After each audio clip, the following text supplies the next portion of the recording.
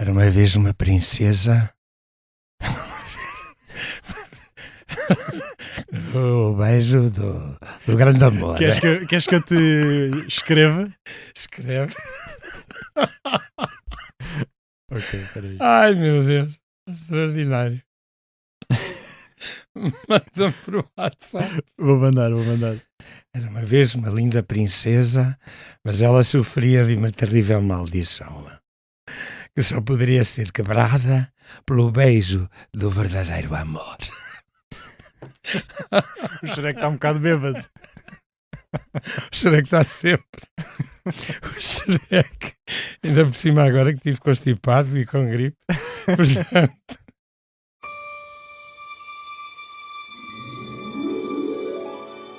Ele vem de bué longe.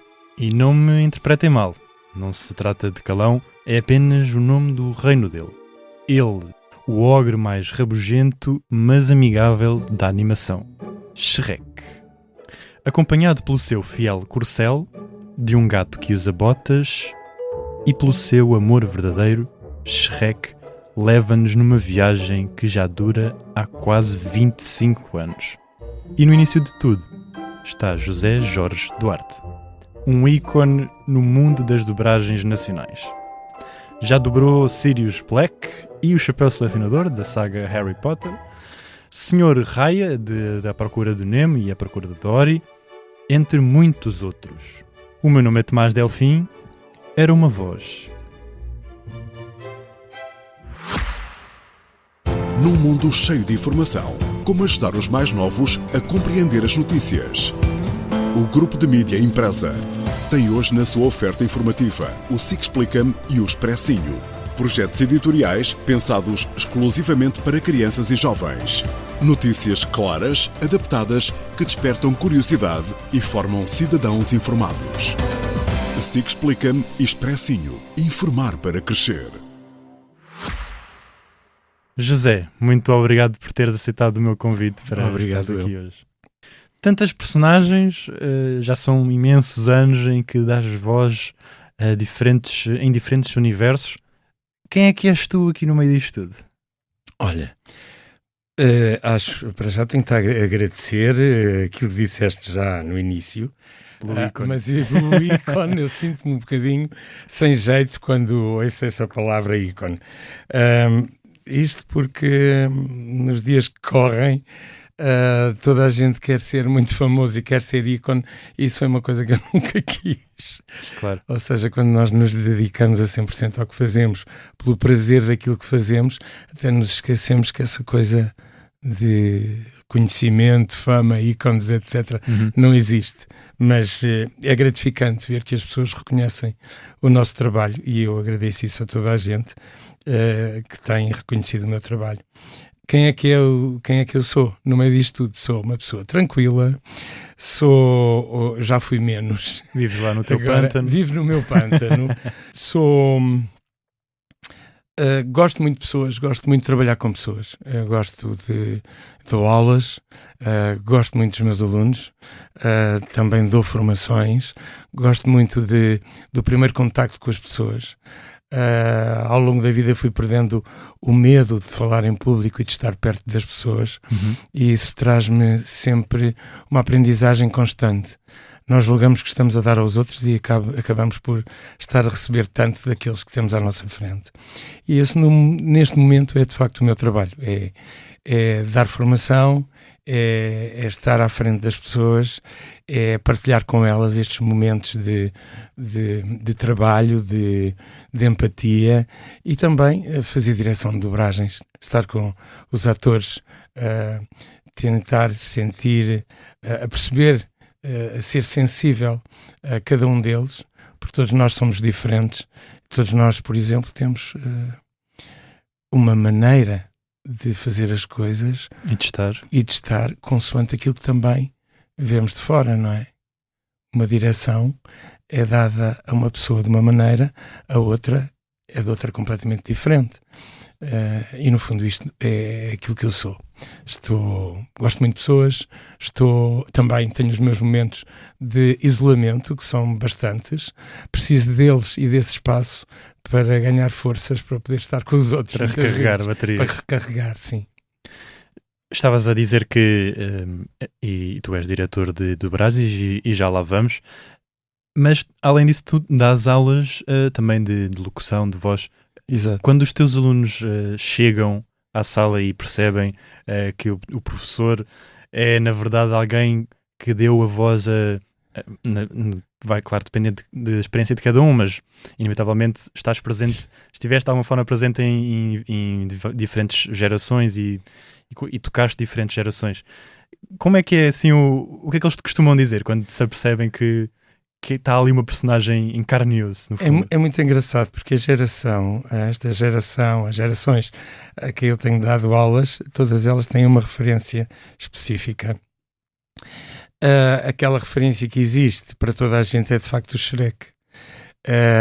E depois, através do Shrek, parece que fazem uma pesquisa acerca da minha pessoa, onde vão descobrir que afinal eu cantei num filme assim assado e que afinal quem dobrou tal filme fui eu e era a minha voz.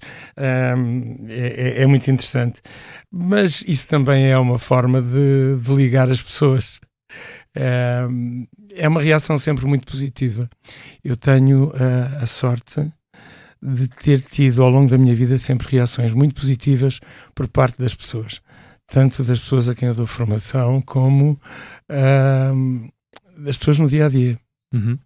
Tens alguma assim história curiosa de alguma abordagem que te fizeram num sítio menos improvável, ou mais improvável neste caso, de que te reconhecessem ou assim?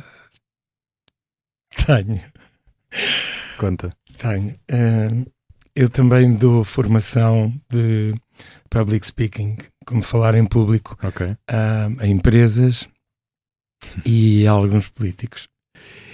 E o que acontece é que um dia eu estava à espera de dois senhores que eram deputados, e quando os senhores entram, eu vi os senhores muito nervosos. Isto foi quando? Mais ou menos? Foi há cerca de uns 5 anos. Vejo os senhores muito nervosos e tentei, não percebia porque é que eles estavam nervosos, porque no fundo eu é que devia estar nervoso e não estava, e eles é que estavam. Tentei suavizar as coisas, começar de uma maneira a que houvesse uma maior ligação entre os três para começarmos a trabalhar, e disse-lhes que eu estava a achar que eles estavam um bocadinho nervosos e que não percebia porque, se eles me podiam explicar. E um deles diz-me, sabe, é que você era o ídolo da minha infância. Portanto, eles viam nos meus programas de televisão há muitos anos, então isto é completamente fora de tudo, ter duas pessoas que nós reconhecemos por ver aí hoje em dia, que me viam quando eram pequeninos na televisão. E isso para mim, sim, tal como para mim estar aqui hoje foi muito estranho. Também é um fenómeno, e como eu te disse há pouco antes de estarmos a gravar, eu gravei o teu contacto como Shrek. É natural, há uns que escrevem Shrek, há outros que escrevem Lecas, há outros que escrevem Lorax, há tudo. E eu, quando estávamos a combinar esta conversa, eu liguei-te e falámos ao telefone. Sim. E aquele primeiro contacto, para mim, foi uma coisa assustadora. Então porquê? Porque eu, por acaso, recentemente voltei a ver os filmes, numa de passar tempo, e porque é um filme icónico da minha infância, e foi para mim um cruzar de um universo que eu de repente estava ao telefone com o Shrek, porque a tua voz é muito... não tens o sotaque, sim, mas é muito parecida. É uma voz bastante parecida. E dá asa esse reconhecimento também. Então quer dizer que estavas ao telefone a imaginar-me dentro da cabana, lá com o pântano ao pé, hoje em dia já com aqueles filhos todos, e com o burro à porta a bater na janela, ou a bater à porta. A não se calar. Pronto. Visualizaste um bocado a entrada. Visualizei isso completamente. O primeiro filme é de 2001. De que forma é que este belo ogre te acompanhou ao longo destes anos todos? Vai fazer 25 anos no próximo ano. É muito interessante. Olha, quando eu fiz o casting para a voz do Shrek, nós fazemos sempre usamos 3 vozes na maioria dos casos, e essas 3 vozes vão para os Estados Unidos e lá é que eles escolhem. Ok. Portanto, as vozes não são escolhidas em Portugal, são escolhidas lá na Major Internacional, que está por trás do filme. Quando disseram que ia fazer o Shrek, para mim era um filme, não importa, era um filme qualquer, era um filme como os outros. Claro. E foi um filme muito complicado de início, porque exigiu-nos muito de todos, mas ainda bem que nos exigiu tanto trabalho. Posso dizer-te que para cada take nós fazíamos 7, 8, 9, 10 takes diferentes para depois aproveitar qual é que era o melhor, e isso é muito cansativo. Intenso. Porque a determinada altura tu estás a gravar e já estás a ouvir tantas indicações que já não sabes qual delas é que tu tens de assimilar. O que eu aconselho sempre nestas alturas é ficarmos concentrados naquilo que estamos a fazer. As indicações chegam aos nossos ouvidos, elas entram no nosso cérebro e agir naturalmente sem pensar muito. É como se estivéssemos permeáveis a tudo o que nos é dito em termos de direção. Por outro lado, o sotaque do Shrek também não foi uma coisa escolhida por mim. Sim, como é que surgiu? O sotaque do Shrek foi... esteve cá uma supervisora internacional da parte na altura da DreamWorks e essa supervisora juntou-se comigo e com o diretor de dobragens na altura, era o Paulo Homme, e trabalhámos os 3 no sentido de encontrar o melhor sotaque para aquela personagem, visto que a personagem tinha um sotaque em todos os países. E então pensou-se em várias alternativas e aquela que ficou foi esta, que é um misto de sotaque da Beira, Trás-os-Montes, da Beira Litoral, do Norte. Então sem uma referência concreta, não é? Ok, sim.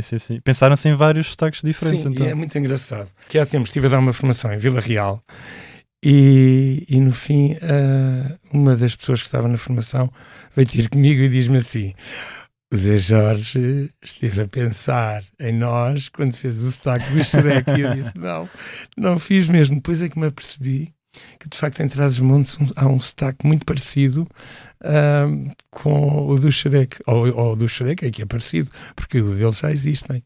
Eu acho muito bonito os sotaques. Acho que um país é tanto mais rico quanto o número de sotaques e formas diferentes de falar tem. Dá também uma característica única, neste caso ao Shrek e nos outros casos às pessoas que habitam em diferentes regiões. Exatamente. Eu acho que muitas das vezes olhamos para os sotaques como uma forma de brincar ou gozar, entre aspas, com os sotaques. Eu acho que é uma riqueza tão grande aproveitarmos estes sotaques que nós temos. Infelizmente vê-se pouco. Vê-se pouco porque nós institucionalizamos a questão da forma correta de falar, e as pessoas com sotaque também podem falar corretamente o português. Têm uma entoação diferente, uma melodia diferente, mas que torna tudo tão rico e tão bonito. Vamos seguir para a nossa primeira rúbrica, onde vamos fazer aqui uma revisita a algumas outras personagens tuas, além do Shrek, que é aqui o foco.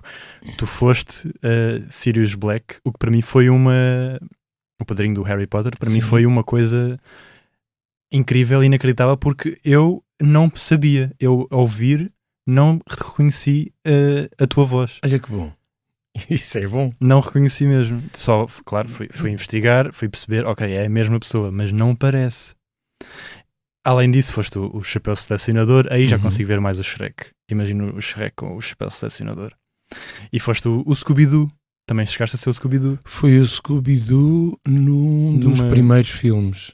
Sim, e fizeste... O Scooby-Doo já teve muitos dobradores. Sim, claro. Além dos filmes, fizeste também numa... Havia uns DVDs que era O Que Há de Novo Scooby-Doo. Exatamente. E fizeste o Exatamente. Scooby-Doo. Lembro-me perfeitamente. Havia algum efeito na tua voz aí? Olha, não sei. Acho que não. A minha voz na altura estava bastante diferente. Onde havia mais agudos. Agora, olha, se meteram algum pitch na voz, sinceramente não sei. Mas provavelmente não. Ok, interessante. Até porque o Scooby-Doo é uma voz muito... Como disseste, já passou por muitos dobradores, mas Já. é uma voz muito, muito característica. É muito característico. Tem uma forma de falar muito, muito própria. E fizeste também, e relativamente recentemente, com a sequela da Procura do Nemo, o Sr. Raya. Exatamente. Que é uma voz mais para fora, mais... E é uma personagem maravilhosa, porque praticamente o texto dele é todo cantado. Sim. E dá imenso prazer fazer aquela personagem. E fizeste filmes muito recentes, até como o Wish, o Luke, a Soul. Exatamente. Estás em todas. É assim, estou em muitas, não posso estar em todas. Aliás, há uma norma para que as vozes sejam, se faça uma alteração constante de filmes para filmes. Agora, o que é certo é que me têm chamado, talvez pela versatilidade da minha voz, para fazer muitos trabalhos. No caso desses filmes da Disney, como tu vês, são papéis que não são muito grandes, são papéis pequenos. É engraçado as pessoas, mesmo quando é um papel pequeno, repararem que sou eu. Isso é muito interessante. Algum destes que eu tenha referido, ou então outro, diz-me tu, assim que guardas com um carinho especial? Olha, guardo o Professor Raya, ok, o Xereque por tudo, mas há outro que eu guardo com um carinho muito especial, que foi feito há pouco tempo, há 2 anos, acho eu, que foi no Pinóquio do Guilherme Del Toro. Eu dobrei o Gepeto. Verdade. Sim. O Gepeto foi um trabalho muito bonito de colaboração com a direção, a parte técnica, a Maria Camões, que foi quem fez a direção. Foi muito bonito esse trabalho porque foi um trabalho muito íntimo que me obrigou a uma certa intimidade que muitas vezes não existe na animação. E aquela animação pedia isso. Intimidade em que sentido? No sentido de que eu acho que nas dobragens nós não podemos fazer de conta. Se nós fazemos de conta, as pessoas percebem que está falso. Nós temos que fazer de verdade, temos que dar verdade às personagens. Tanto que é essa verdade que pode fazer de uma dobragem, ou pode fazer de um filme, pôr o filme no top. Há filmes que são muito maus, mas com uma boa dobragem podem subir num escalão incrível, ganhar uma vida diferente, ganhar uma dimensão diferente. Sim. E há outros que são realmente muito bons, que se não tiverem uma boa dobragem, podem estragar. A questão aqui, nesta intimidade que havia com a personagem, é, por exemplo, em situações como, por exemplo, os choros. O choro era um choro subtil, não podia ser um choro falso. Era um choro que tinha que ser sentido, mas logicamente nós temos técnicas para fazer isso. Uma das técnicas, e a principal que eu uso, é a técnica da respiração, do uso dos apoios, tanto diafragma como assoalho pélvico, etc., para poder trabalhar com as minhas contrações diafragmáticas, para poder dar cor àquilo que faço, mas também há o sentir que se está a fazer qualquer coisa que tem que criar uma emoção nas pessoas. Daí aquele choro ténue, muito baixinho, que tem de ser ouvido, mas que é suave, não é histriónico. Esse tipo de coisas, a própria nostalgia das personagens, a própria alegria. Temos sempre a ideia de que é um boneco, podemos rir à gargalhada, não sei. Eu acho que se nós fizermos à séria, as personagens ganham vida. Se nós fizermos a fazer de conta, a fingir, as personagens perdem todo o interesse. Eles já são bonecos, para que é que a gente vai abonecar mais? Quase que tentas ao humanizar o teu trabalho como dobrador, dás um extra ao filme. Não sou só eu, há muitos de nós que o fazem. Claro. Muitos de nós que o fazem. E principalmente no cinema, praticamente toda a gente o faz e somos mesmo dirigidos nesse sentido. Pronto, depois há outras... Então tu neste momento conseguias chorar? Conseguia. Tu estás a dobrar, não podes estar ali 1 hora a pensar nos dramas da tua vida, claro, para desatares a chorar, não é? Nós estamos a usar os métodos stanislavskianos, nada dessas coisas. Ou seja, tens de olhar para a personagem, perceberes o que é que ela faz, mergulhares dentro daquele ecrã, entrares naquela realidade, esqueceres tudo o que está à tua volta e depois choras. Naquele momento tu és a personagem.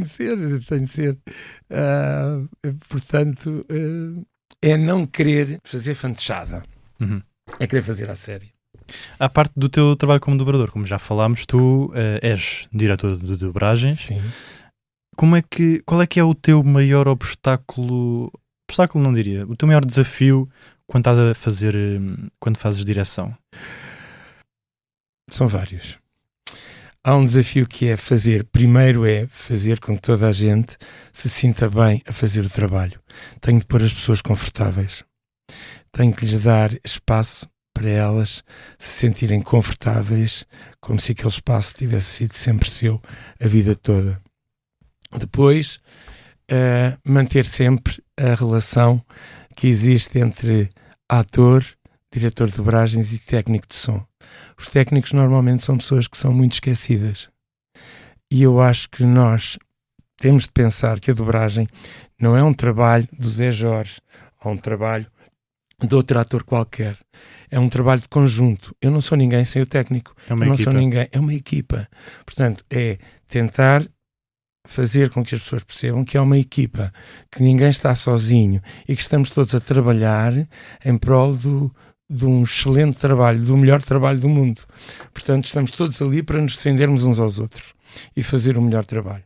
Depois há um desafio dos textos, que para mim é um desafio que começa antes de eu entrar em estúdio. Eu tenho de olhar para uma tradução, adaptá-la àquelas bocas que eu vejo na imagem, demora um imenso tempo. Depois há uma outra situação que é estar em concordância com aquilo que os Estados Unidos me pedem e aquilo que as distribuidoras me pedem, tentar conciliar vários mundos para chegar a um produto final.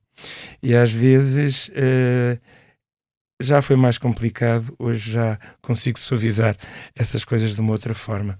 Mas depois, esse para mim é o trabalho mais difícil. Depois, quando chego dentro do estúdio, é tudo muito mais leve, porque já está tudo decidido e já está tudo no lugar. E já são muitos anos de experiência. Já são alguns. Passando agora para a segunda rúbrica. É agora que eu te vou pedir para chamares o Shrek. Estamos a rir porque já falámos sobre isto aqui antes da gravação. Então é assim. E fizemos aqui um teste e correu muito bem. Então, vou-te contar, então eu vou-lhe pedir que te conte uma história. Está bem? Ok. Então, era uma vez uma linda princesa, mas ela sofria de uma terrível maldição que só poderia ser quebrada pelo beijo do verdadeiro amor. Como ele diz, os ogros são como as cebolas. Tem camadas. Tem camadas. E agora pergunto-me o que é que será o próximo, que está quase. Pois é, adivinha? 2026, segundo sei. Exatamente, e vou pegar mesmo por aí. Há uns tempos, quando anunciaram um novo filme para o fim do ano de 2026. Já sei o que é que tu vais perguntar. Queres completar? Não, quero ouvir a pergunta Okay. até ao fim. Uma polémica foi instaurada acerca do design. Qual é que é a tua opinião? Eu não acredito que Era seja... isso que- Não acredito... Era isso. Ok. Não acredito que seja aquela animação. Repara uma coisa. Olha para o primeiro filme e repara nos primeiros momentos da animação do primeiro filme, quando se desfolheia o livro.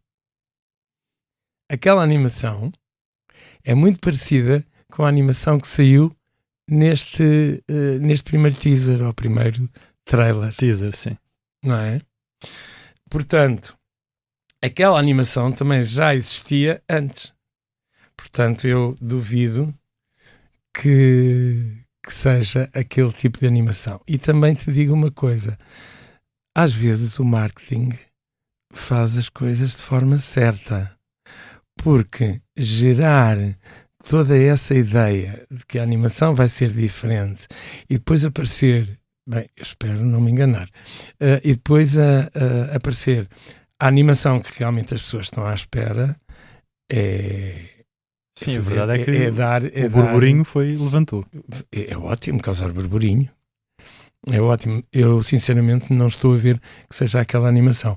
Mas não posso prometer, não posso confirmar nada, porque ainda não vi nada, não Claro. sei de nada, não conheço a história, não sabemos de nada. Mas é quase incontestável que estarás presente.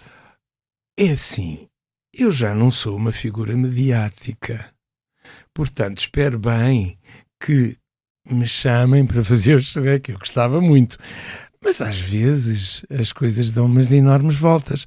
Sei lá, sai alguém com muitos likes no Instagram ou no TikTok que de um momento para o outro eles acham que deve ser o Shrek. Não sei.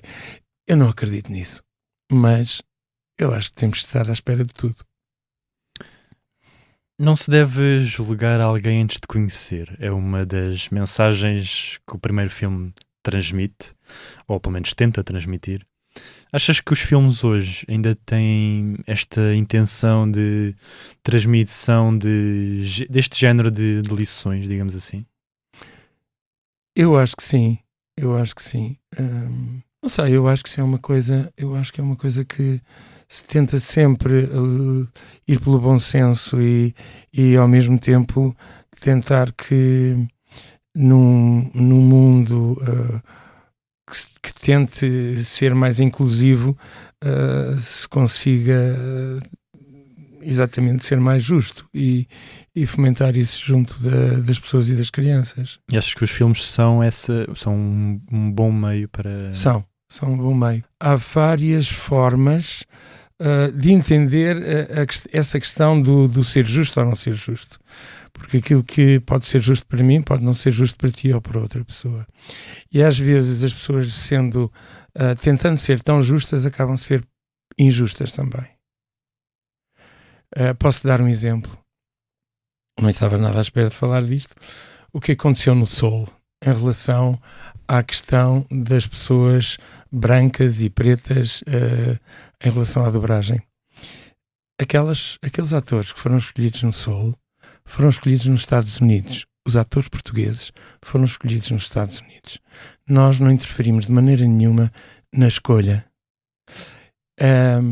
Nessa altura, justo seria branco poder fazer de preto e preto poder fazer de branco. Isso para mim é que é inclusão. Isso para mim é que é justiça. E o que acontece é que a partir desse filme, subtilmente, isso ficou no ar. Uhum.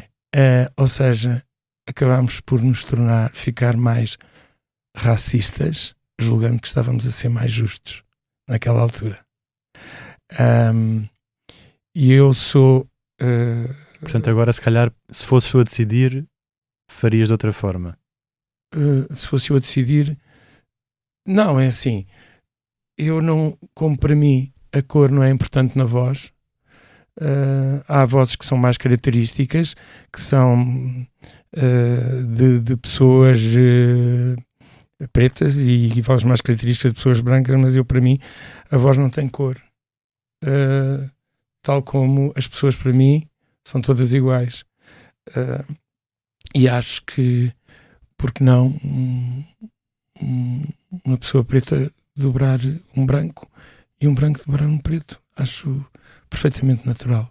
Eu acho que estamos a precisar de unirmos-nos mais, sermos todos mais solidários uns com os outros e pensarmos, é isso mesmo, pensar que somos todos iguais, independentemente da cor, independentemente do sítio de onde vimos, independentemente do tempo em que aqui estamos, não interessa, somos iguais. E lá está, os filmes têm esse poder também de... Tem, sim senhor, tem este poder. Shrek, muito obrigado por teres abandonado o teu pântano para estar aqui hoje. Foi uma honra conversar contigo.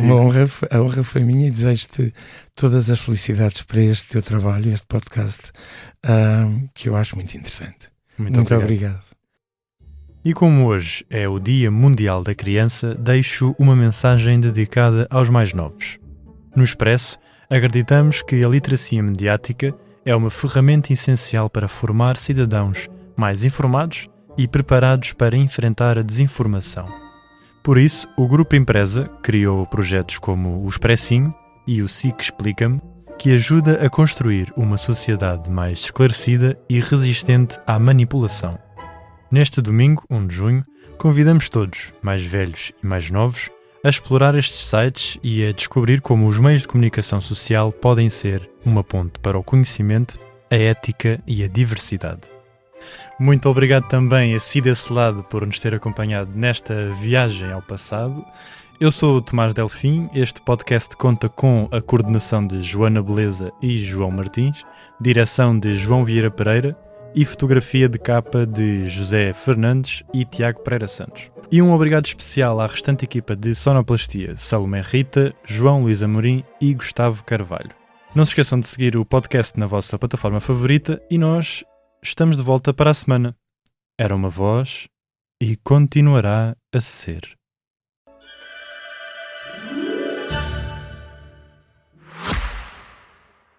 Num mundo cheio de informação, como ajudar os mais novos a compreender as notícias? O Grupo de Mídia Impressa tem hoje na sua oferta informativa o SIC Explica-me e o Expressinho. Projetos editoriais pensados exclusivamente para crianças e jovens. Notícias claras, adaptadas, que despertam curiosidade e formam cidadãos informados. SIC Explica-me e Expressinho. Informar para crescer.